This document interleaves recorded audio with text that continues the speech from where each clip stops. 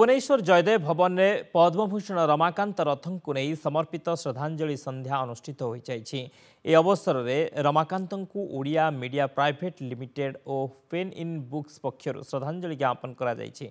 या सह तांक संपर्क में कॉफी टेबल बुक मध्य उन्मोचन करा जाइछि। ए कार्यक्रम में संपादक शुभ्रांशु पंडा पौरोहित्य करथिबा बेले बहु विशिष्ट कवि गाल्पिक नाट्यकार और औपन्यासिक माने जोग देइथिले। मुख्य अतिथि भावे मंत्री सूर्यवंशी सूरज, पद्म विभूषण प्रसिद्ध कवि सीताकांत महापात्र, कवि सौभाग्य कुमार मिश्र, प्रसिद्ध नाट्य निर्देशक अनंत महापात्र जोग देइथिले।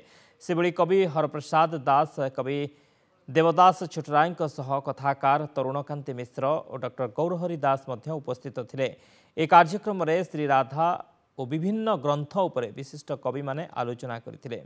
एही सभा नुआ लेखकों पई नुआ संभावना सृष्टि करिबो बोली प्रख्यात कवि और कवयित्री माने कहिसंते। रमाकांत रथ होउचंती आम ओडिया कवितार शिखर पुरुष, युग प्रवर्तक। केवल ओडिया कविता नुह, भारतीय कवितार भारतीय साहित्यर से जने प्रथित जसा कवि एवं से आमर ओडिया कविता को गोटे नुआ मोड़ देइछंती।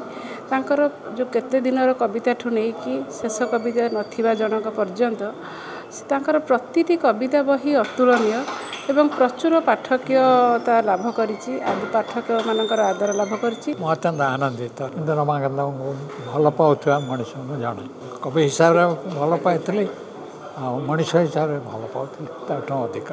ये होती आधुनिक साहित्य ओडिया आधुनिक कविता जो निर्माता सची राउतरांकर परे से धारा को संपूर्ण भाव में ध्वस्त कर दे गोटे नुआ इमारत गढ़िबार जो साहस और जो सामर्थ्य से पाखे थिला एवं आम समस्ते उपकृत होइछु जो शैलीर नुआ विशेष कथन द्वारा उद्बुद्ध होइछु। एवं रमाकांत रथ विषय ये समय भितर अल्प किसी कहले यथेष्ट हम ना। ये बहुत समय धरी बहुत फोरम रे बहुत चर्चा हम भविष्य में एवं लोक कविता को आउ थे बारंबार पढ़े।